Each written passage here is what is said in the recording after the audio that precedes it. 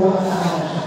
Ang hindi po, hindi natin may iniulat sa hari po ng mga senador at ang magiging sa atin sa kapatid ang magbibigay ng kaulanan sa ating pamilya na napatid natin Senator Manong Wilbert Moisty. At sa mga pagkakang bilang na nailalagay ko kasama namin kami, ang pambalang hindi magbibigay ng kaulanan namin sa ating kurso. Ay, Ma'am Che.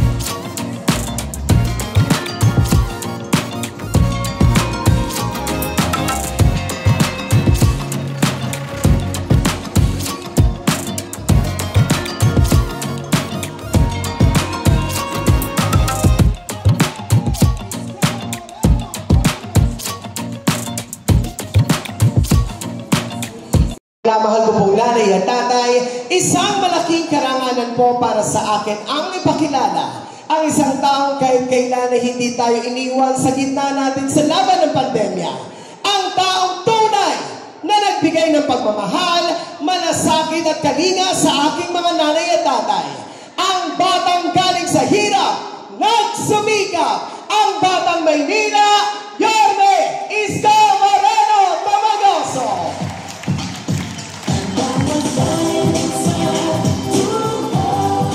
Opo po kayo. Hi! Hello!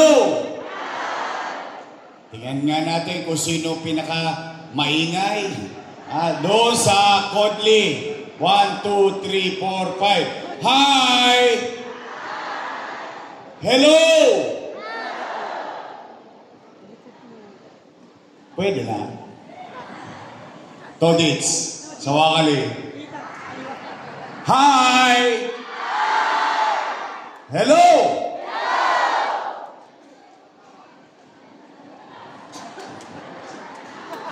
May kalalagyan kayo. Dito naman sa Raka. Hi! Hello! Gising na gising yung mga lolo't lola ko Magandang hapon sa inyong lahat. Oy, nako, maraming salamat sa inyo. Tinugon ninyo ang aming paanyaya. Bagamat meron kayong mga gawain sa bahay, iniwan ninyo yon at pumunta kayo rito. Kaya maraming salamat mga nanay, tatay, lolo't lola ko. Pumanatag naman kayo. Huwag kayong mag-aalala. Hindi kayo uuwing konsumido. Opo. Alam naman ng taong bayan, kapag maghahalalan, yung mga politiko, magkakaaway. Yung magkakapitbahay, kaaway din. Pagtapos ng halalan, yung mga politiko, bati-bati na. Yung magkakapitbahay, magkakaaway pa rin. Tama ho ba? Kaya, pumanatag kayo, hindi kayo uuwing may puot, galit, o inis ngayong hapon na ito. Dahil mabigat po ang bilin ko sa Yorme's Choice. Huwag kayong maninira ng kalaban. Walang wifi yan. Huwag niyong sasayangin yung panahon na binigay sa inyo ng tao. Kung kayo'y kandidato, ang sabi ko sa kanila, ay sabihin nyo na lang kung ano ang gagawin nyo. Kung kayo'y first-timer. Kung kayo naman, re-electionista, katulad ni Congressman na Ernest Dionisio, sabihin nyo na lang kung ano ang ginawa ninyo sa 3 taon. Hayaan natin ang taong bayan ang magdesisyon later on. Tama ba? Kamusta kayo? Hindi salamat sa Diyos. Opo, bagay na dapat natin ipagpasalamat sa Diyos. Abay, bakit? Ilang taon pa lang na nakakalipas.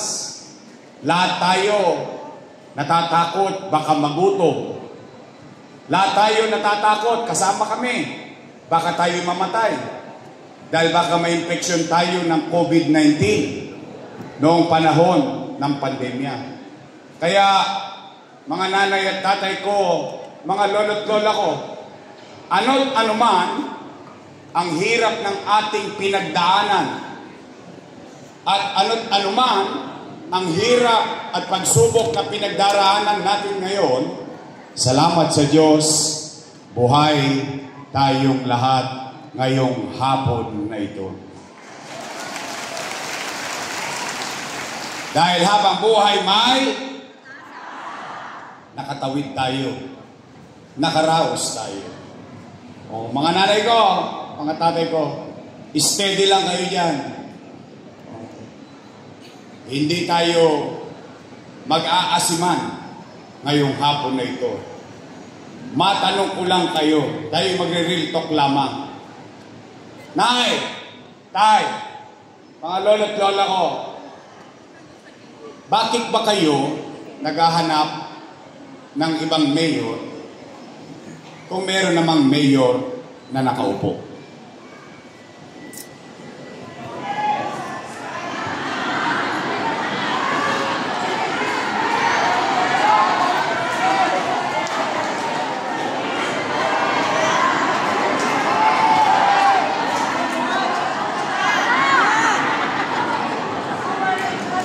Oh, easy. Puso nyo, nakadikit lang yan. Oh, I love you.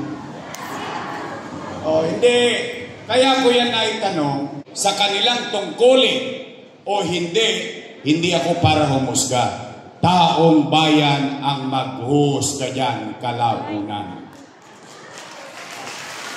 Tama ba? Tingnan po ninyo, maghanap kayo ng kahit isang dumagoso man lang sa City Hall. Isa lang. Wala? Wala? Bakit? Isinantabi ko muna ang mga anak ko. Inuna ko muna yung mga anak ni Boss Danny. Bilang pagtanaw ng utang na loob. Tanong, Yorme, tatanaw ka pa ba ng utang na loob? Sagot, opo. Bakit? Pilipino ako eh. Ganun talaga tayong mga Pilipino. Kaya lamang, meron lang akong pakiusap. Baka naman kung po pwede, sa ibang bagay na lang ako tumanaw ng utang na loob. Bakit? May utang na loob din naman ako sa taong bayan eh. Kung wala kayo, wala ang Diyos, wala ako sa kinalalagyan ko ngayon. Ngayon, masama ba naman ba natugunan ko yung sigaw ng taong bayan? Yung taong bayan ang sumisigaw na, bumalik ka na. Bumalik ka na. Bumalik ka na. Ang taong bayan, sumisigaw na bumalik ka na. Ako, sinigawan niya, wala na bumalik! Napanood nyo? Napanood ko din eh. Nagulat ako eh. Para ba akong asawang inimpake ang damit? Eto na, maleta mo, lumayas ka, huwag ka nang bumalik. Bakit sila nagagalit? Bakit sila natatakot? Hindi naman sila ang may-ari ng pwesto na yan. Taong bayan ang may-ari ng pwesto na yan. Kami, empleyado lang. Ang kontrata namin, 3 years. After 3 years, expired. Tapos babalik ka ulit sa tao. Magpaparenew ka ng kontrata. Pag sinabi ng tao na gustuhan ng serbisyo mo, approve. Another 3 years ka ulit. After 3 years, expired. Balik ka ulit sa tao. In fact, ang katotohanan, kapag ikay naging mabuti sa iyong tungkulin, ipopromote ka pa ng taong bayan. Tama ba? Katulad ng ginawa nyo sa akin. Ginawa nyo akong kunsihal, finish, pass your paper. Anong ginawa ninyo? Ginawa nyo akong vice mayor, finish, pass your paper. Ano pang ginawa nyo sa akin? Ginawa nyo akong mayor.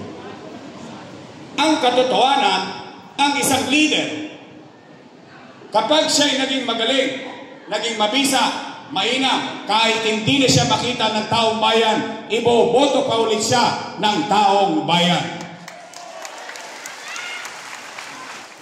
Tama po ba?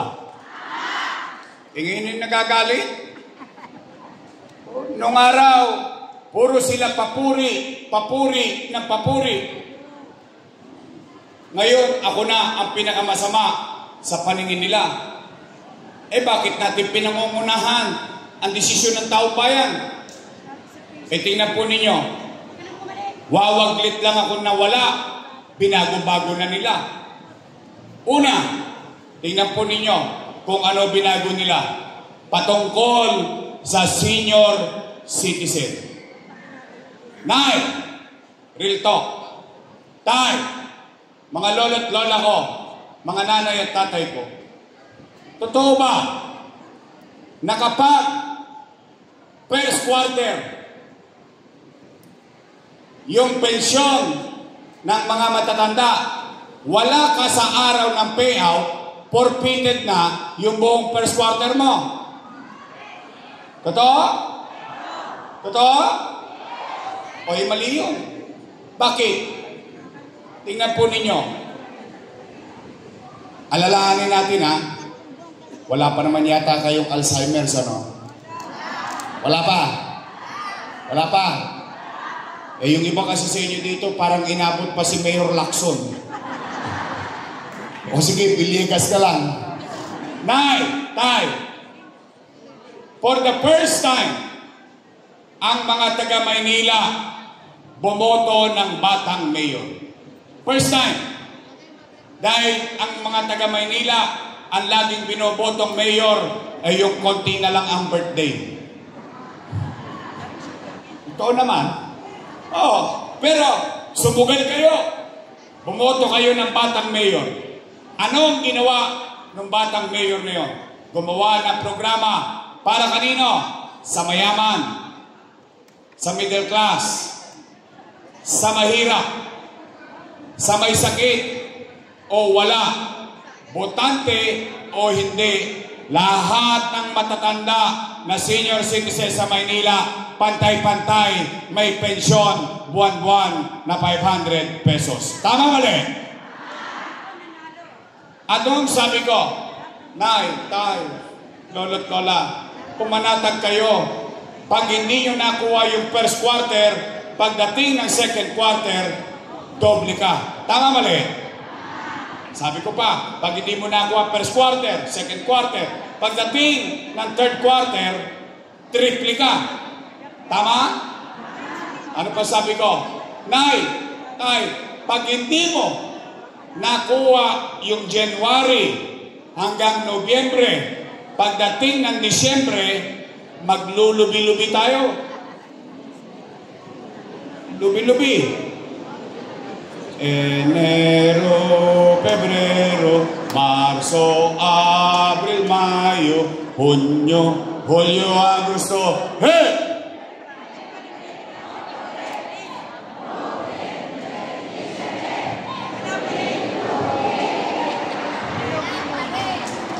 Excited kayo ah. Di ho ba? Anong ibig sabihin? Simula January, hindi mo nakuha. Pagdating ng Disyembre, 6 na bulig ka. 6,000. Pag dalawa kayong matanda, 12,000. Pag tatlo kayong matanda sa bahay, 18,000. Panatag na panatag yung matanda kahit hindi niya makuha. Siyempre, hindi naman mahula na matanda kung ano ang araw ng payout. Di ngayon, nangangamba yung mga matatanda ngayon. Alam mo naman yung mga matatanda, malalapot ang dugo niyan. Maaga nagigising yan. Sa nervyos, anong gagawin ng matanda tuloy? Paggising sa umaga, saan niya pupunta? Chairman, balita. Wala pa lang. Sawi, uwi. Tulog. Gising ulit ng umaga. Saan naman pupunta yan? Chairman, ano na? Lo, wala pa. Mamalas-malas mo, yung matanda, tinawagan ng apo. Lolo, pasyal ka naman sa Bulacan, namimiss ka namin. Lola, pasyal ka naman sa Cavite, namimiss ka namin. Walang nagawa yung matanda, apo ang tumawag. Nagbakasyon. 2 days after, balik sa Tondo. Sana naman pupunta yun. Chairman, ano na? Nako, Nay, nagkabigayan kahapon, wala ka.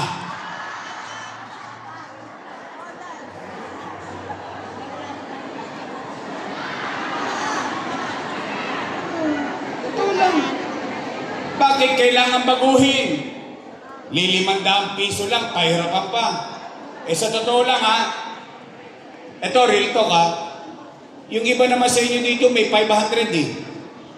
Kaya lamang, itinatangos lang ng ilong mo na for the first time sa hinaba-haba ng pamumuhay mo sa Maynila, for the first time sa daming nagdaang alkalde, ngayon ka lang nakaramdam na prioridad ka ng gobyerno, pinagmamalasakitan ka ng gobyerno, at may pagpapahalaga pa sa iyo ang gobyerno.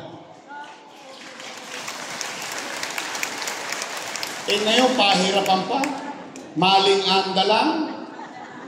Nay, tay, totoo ba?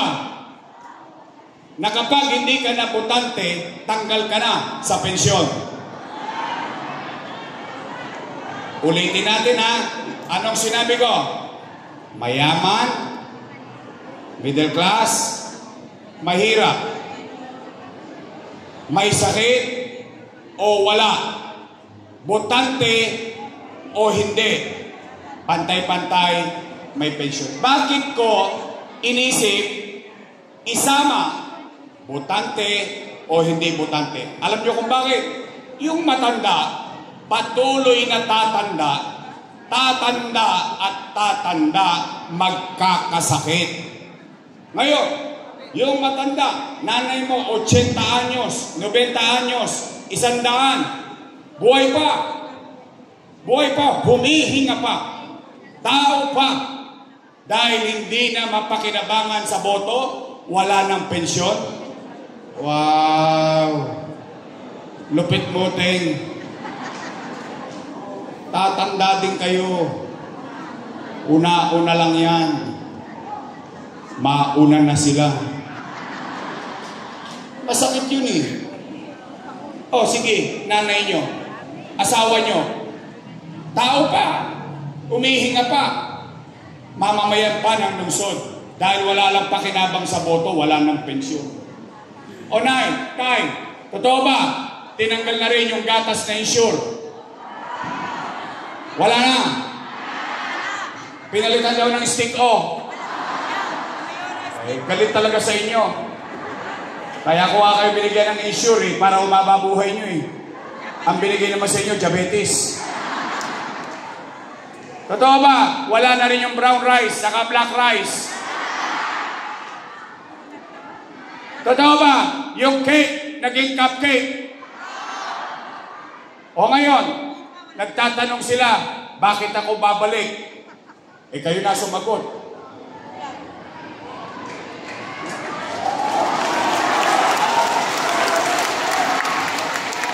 Ang hindi ko maintindihan, alam nyo nakakalungkot dito, nung ginawa ko yan, kasama ko sila. Alam nila ang dahilan, bakit ko yan ginagawa. Bakit? Kasi gusto ko maiparamdam sa mga matatanda na sa haba-haba ng panahon, ngayon man lamang maramdaman niya sa mga huling araw niya sa mundo na may gobyernong nagmahal at nagmalasakit sa kanya dito sa lungsod ng Maynila.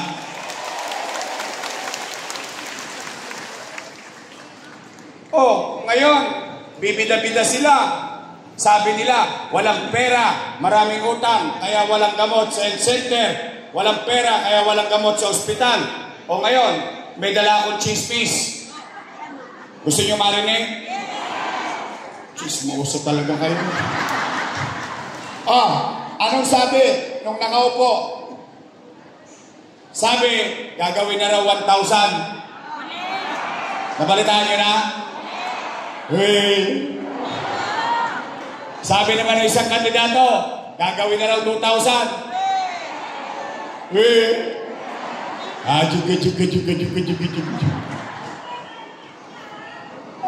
Nay, tay, alam nyo, ako real talk lang ha. Itong mga politikong ito, masyadong maliit ang pagtingin sa kaalaman natin maunawaan ng mga bagay-bagay. Tanong, kailan daw i-implement? January. O, di maglubi-lubi tayo ulit. January, February, March, no magka. 3 bulig. Kailan ang bigayan? Abril. Ano ang susunod sa buwan ng Abril? Ano meron sa Mayo? Hey! Juga. Naintindihan nyo naman. Naunawaan nyo kung bakit nila ginagawa yun. Talaga? Basta ako, ang importante, bagay, matatanda na kayo. Alam nyo na ang tama at mali. Basta ako, I trust you.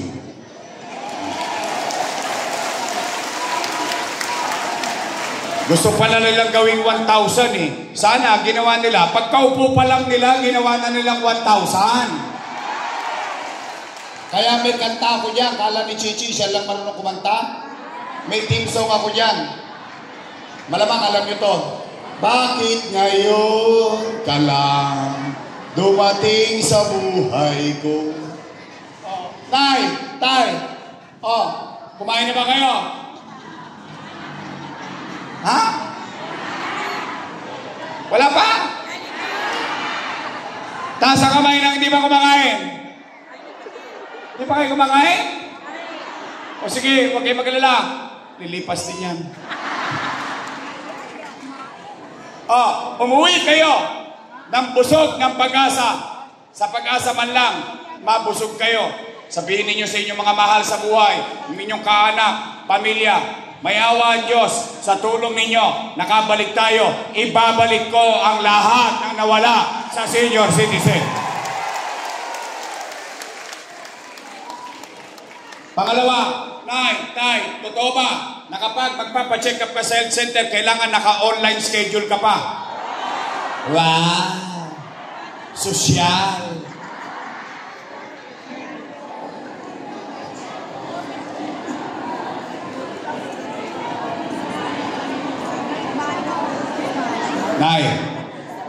Tay, mga lolo ko,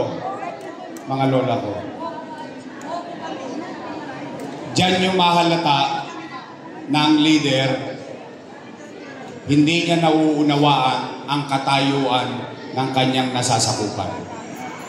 Bakit? Online schedule. Anong kailangan mo sa online schedule? Cellphone. Libre ba cellphone?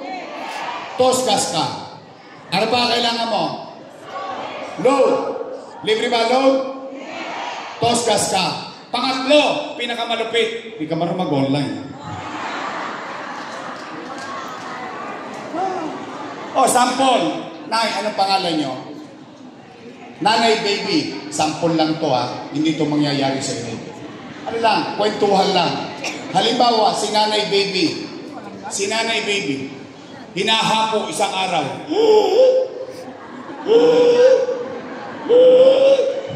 Apo, dali mo nga ako sa health center, magpapacheck up ako. Ano sagot ng apo? Tumigil ka, Lola, wala kang online ha. Ano nangyari kay Nanay Baby?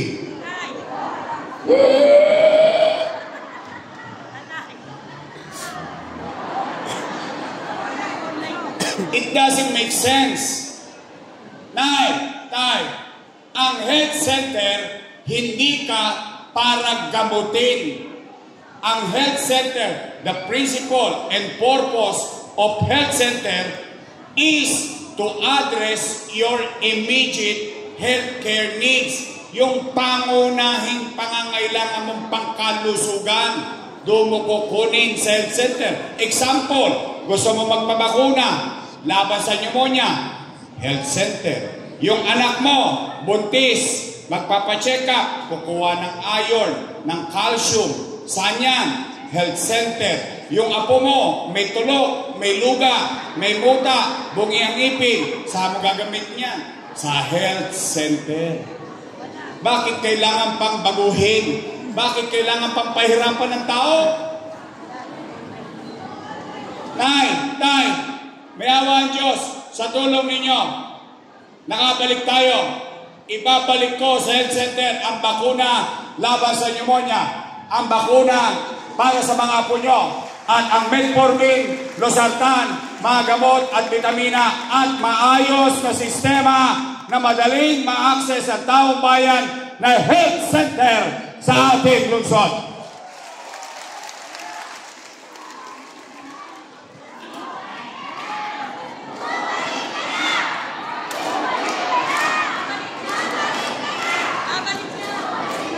Pangatlo, Tay, ayaw kung sa akin lang manggaling ito. Bakit? Pag sa akin lang nanggaling ito, bias. Bakit? Kalaban ako sa politika eh. Pero ito yung napapansin ko. Kayo na lang ang tatanungin ko. Kung ito rin ba ang napapansin nyo? Nay, mga lolo't lola ko, napapansin nyo ba na parang dumudugyot ulit ang Maynila ngayon? Talaga? Hindi nga. Napapansin nyo rin? Na marami na naman tulonggi sa kalsada? Nakapunta na ba kayo ng Divisoria ulit? Nagkalat na naman si Eddie. Si Patty. Kilala nyo si Eddie? Eddie sila. Si Patty. Pati kasama ni Eddie. Tay, luminis na Maynila eh. Umayos na tayo eh. Umangat na tayo eh. Bakit wawaglit lang ako nawala? Tingnan nyo ang nangyari sa atin. Ayan, tingnan nyo sa screen. 17 lang ang local government sa buong NCR. 17 lang. Pang-ilan tayo? Pang-17. Kulela. Saan galing? Sa akin? Hindi. Philippine Statistics Office. Mamaya, siya sa atin ninyo. Pang-17 tayo. Talo pa tayo ng Pateros. Munisipyo ng Pateros na ang tinda ay balot, itlog at penoy lang. Tayo ang kapitolyo ng bansa. Bakit tayo naging kulela? Dati number 3 na tayo. From 16, naging number 3. Nung panahon ko, 3 taon lang ako nawala. Number 17 na tayo. Sa kabilang banda, ito naman, number 1 na po tayo. Number 1 na po tayo sa krimen. Ayan. Crime Index. Not Philippines, but Manila. Anong ibig sabihin yan? Number 1 tayo sa patayan, holdapan, snatching, droga, krimen. Yan po ang ibig sabihin niyan. Nay, tay, namimiss nyo na ba yung may gobyerno sa umaga, tanghali, hapon, gabi, hanggang madaling araw, may gobyerno sa lungsod ng Maynila? Namimiss nyo na ba yung gobyernong mabilis kumilos? Then help me make Manila great again. Pang-apat at panghuli para uwian na. Dahil pag umabot to ng alas 7, mag-aabono si Congressman Ernix. Yari kayo sa mga asawa niyo mamaya. Walang nagsaing. Maraming titila po ng kaserola. Pero ito, bilang panghuli, at hinuli ko talaga dahil ito'y pinaka-importante. Ano po ito? Mahalaga sa puso niyo yun? Nay, tay, itong mga dating pumupuri sa akin, na ngayon ako na pinakamasama sa kanilang paningin. Ang sinabi, si Yorme, maraming iniwang utang. Narinig niyo na yun? Talaga? Pero hindi nyo pa sila narinig na nag-report kung ano ginawa nila ng 3 taon, ano? Pero yung sisi, narinig nyo na. Si Yorme, maraming iniwang utang. Gusto nyo malaman ang sagot? Dapat lang. Bakit? Pera nyo yun eh. Gusto nyo bang sa akin yung mismo marinig yung sagot? Dapat din. Bakit? Ang leader should be responsible to his action. Ang leader dapat maging responsable sa bagay na ginawa niya sa taong bayan. Tama po ba? Real talk. Nay, tay, taas ang kamay ng may anak dito. Sino may anak? Malay ko kung dalaga pa kayo. Anak, meron kayo anak? Meron kayo apo? Meron kayo pamilya? Real time. Kapag walang makain ang pamilya nyo, gagawa nyo ng paraan? Di nga. Itatawid nyo? Iraraos nyo? Talaga? Nay, tay, totoo ba ang kasabihan ng isang ina o isang ama o isang magulang? Isusubo mo na lang, bibigay mo pa sa anak mo. Totoo yun? Totoo? Yun din ang ginawa ko bilang ama ng 2 milyong Manileño noong panahon ng pandemya.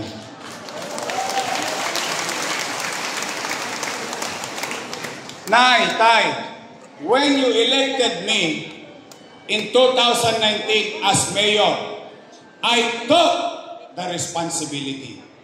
Wala kayong narinig sa akin na reklamo.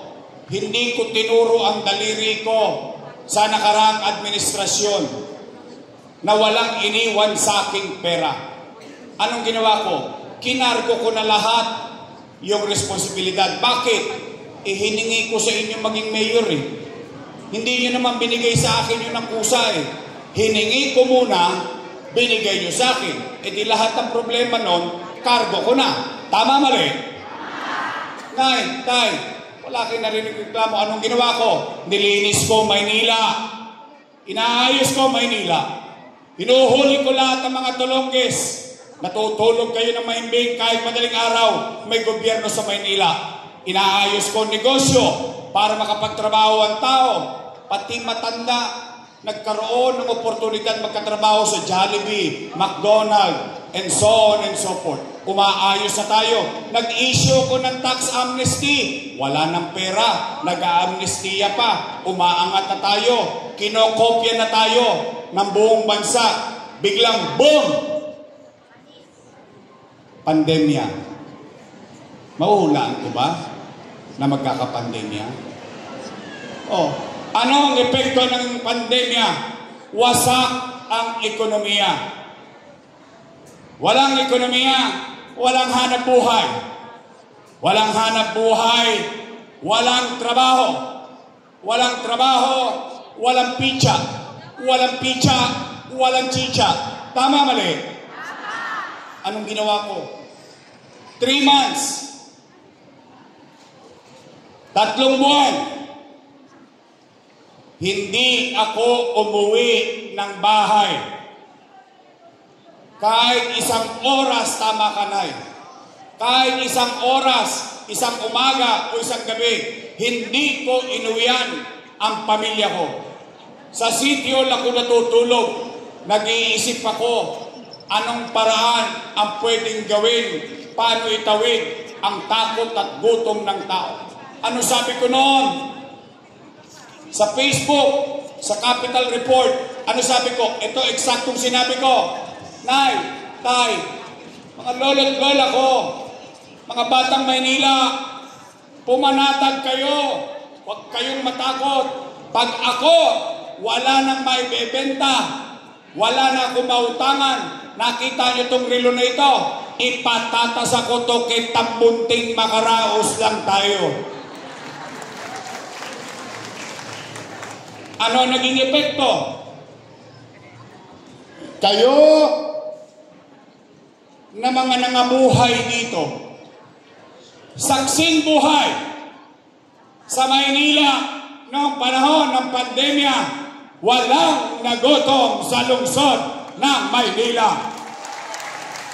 Buwan-buwan, nagkaroon tayo ng food box. Hindi pa naubos yung food box, dumarating na naman yung food box. Tama, mali?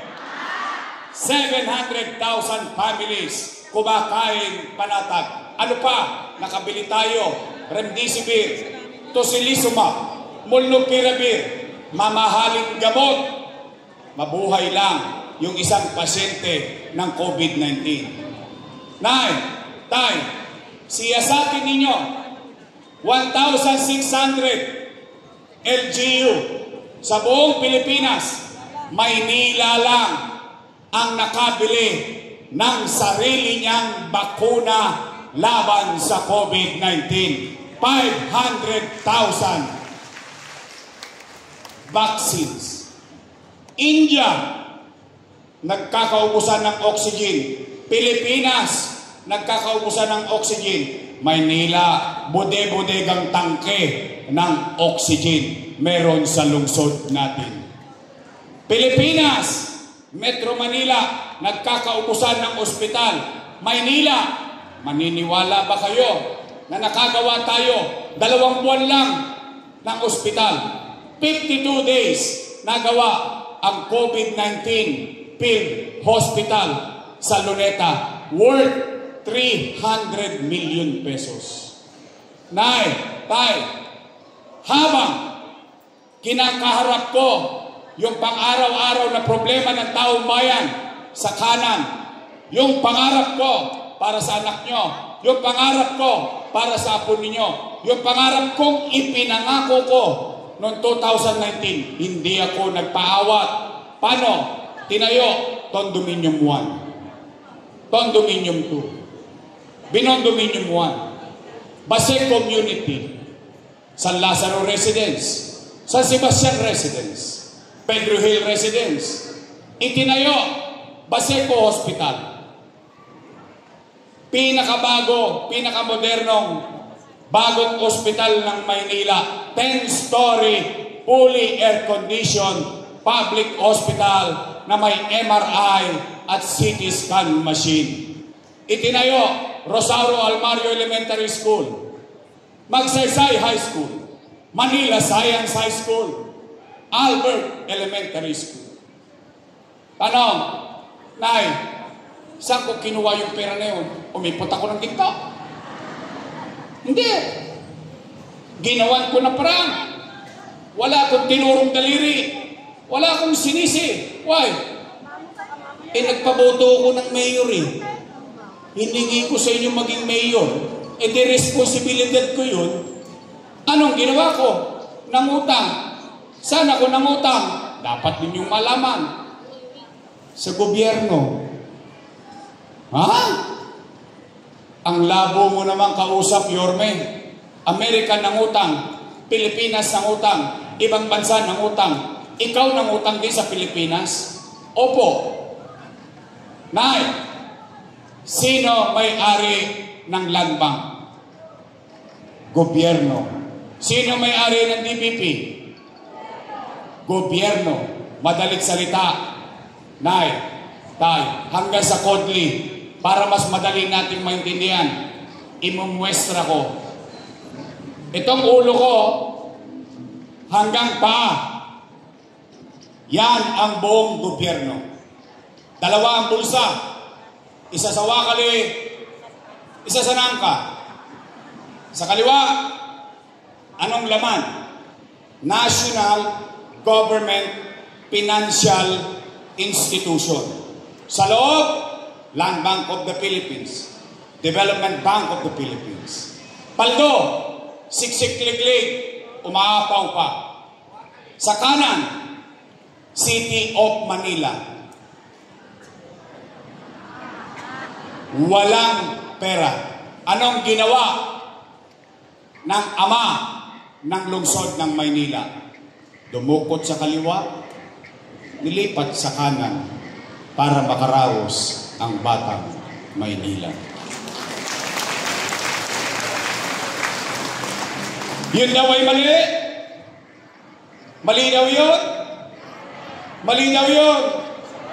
Sabi nila, bakit nung araw, papuri-puri pa sila? Bakit ngayon yun ay mali? O sige, mali pala yun di mali din sila. Bakit? Kasama ko silang gumawa nun Tama ba? Sino ba ang vice mayor noon? Mali pala ba't nyo inaprubahan? Tama ba? Kung yun ay mali, at least, ako, kayo, testigo. Makapaglalakad ako sa Moriones. Makapaglalakad ako sa Quezon, sa Arten, sa Herbosa, sa Lopez, Matangos ang ilong ko. Isa lang ang kaya kong sabihin at pinakamahalaga sa akin. Salamat sa Diyos, buhay tayong lahat ngayong araw na ito. Nakatawid tayo. Mga nanay ko, mga tatay ko, pwede bang makisuyo? Masuyo naman. Total, tatawagin din naman kayo ng mga yon. Malamang sa hindi. Pwede ba ako makiusap? May papasabi lang ako. Pag nakita nyo sila, sasabihin niya, maraming utang, maraming utang, maraming utang. Yun ang sasabihin nila. Pwede ba ako makisuyo? Pasabi nyo naman yung pinasasabi ko. Pag may pagkakataon kayo, pwede ba sabihin nyo sa kanila, oy, reklamo kayo na reklamo daw ng may utang, na may utang. O sabi ni Yorme, lumayas na raw kayo lahat dyan, siya na magbabayad ng utang. Pwede? Promise? Tanong, gusto nyo ba talaga akong bumalik? Wait. Baka chinacharot-charot nyo lang ako, Hindi nga, gusto nyo akong bumalik? Talaga? Taas nga kamay na gusto akong bumalik. Promise? Thanks, man. Mamatay man sila? Oo. Biro lang. Hindi, ayaw kayo kausap ko. Ayaw ko kayo madisgrasya O sige, Nay. Tay, uuwi kayo ngayon. Ito ang pangawakan ninyo. Tinutugon ko ang inyong panawagan. Okay? But I have to be honest. Gusto ko lagi maging tapat sa inyo. Ako na may walang kinukubli. Magiging mahirap muli ayusin ang Maynila. Mukhang wasak na Mukhang disgrasya na ulit Pero pumanatag kayo, Nay. Nagawa ko na nga dati. Kaya ko namang gawin ulit. Tama ba? Meron lang ako isang pakiusap. Wala na akong ipapakiusap sa inyo. Lahat ng problema nun, aatangin ko. Wala kayong maririnig na reklamo. Isa lang ang pakiusap ko. Pwede? Pwede straight?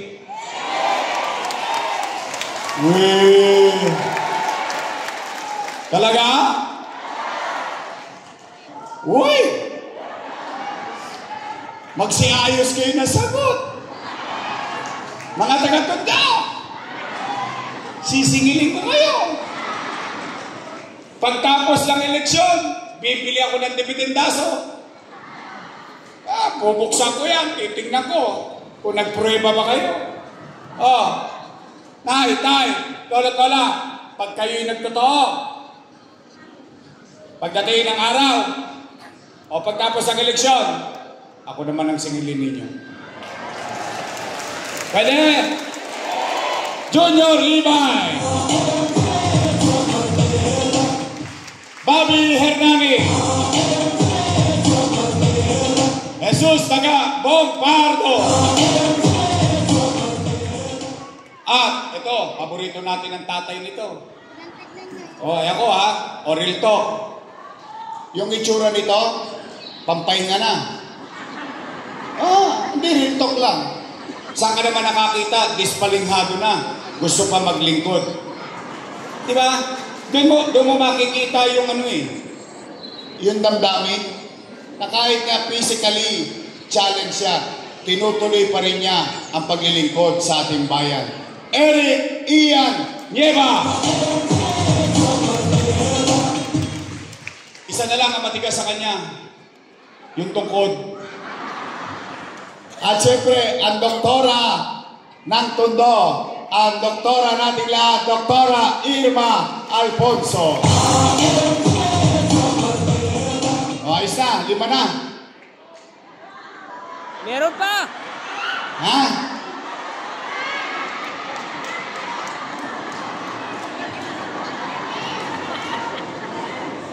Itsura nito. Pinabili lang na suka ng nanay niya, nagpile lang candidacy. Oy, pero ito sa totoo lang, real talk. Alam niyo ba ganyan-ganyan niyo ako nakuha? 23 anyos niyo ako nakuha. Sariwang-sariwa pa ako noon. Ngayon, taas 50 ako. Gusto raw maglingkod. Pwede ba to? Teka muna. Mag-ingat kayo sa sagot nyo, Sino mas gwapo sa amin? Ako magbibigay ng pensyon. Sino? Mabuti na yung maliwanag. Sige, matapos yung 5, pwede ba isingit nyo tong anak ng misis ko? Joaquin Dumagoso! Ang ating congressman na masipag at magiging congressman muli, Ernix Junicio. Ang ating vice mayor, masimpa. 19 yan. 19 nyo na yan. Magaling ang kanyang ama ang naging vice mayor. At siya ay aral sa kanyang ama, nagtapos ng political science at magiging magaling na vice mayor, Chief Atienza. Sa laki ng Pilipinas, binisita tayo ng isa sa mga kandidato ng party list. Nandito, George Reca, ang kasangga, 107 party list. Straight? Naalala niyo ba pangalan nila? Baka makalimutan niyo. 5 buwan pa yan. Sige, pasimple na lang natin ang kampanya. 2 lang naman yan 2 grupo lang yan pagpipilian ninyo. 2 lang. Unang grupo, Your Best Choice. Matamis. Kabilang grupo, Ladies' Choice.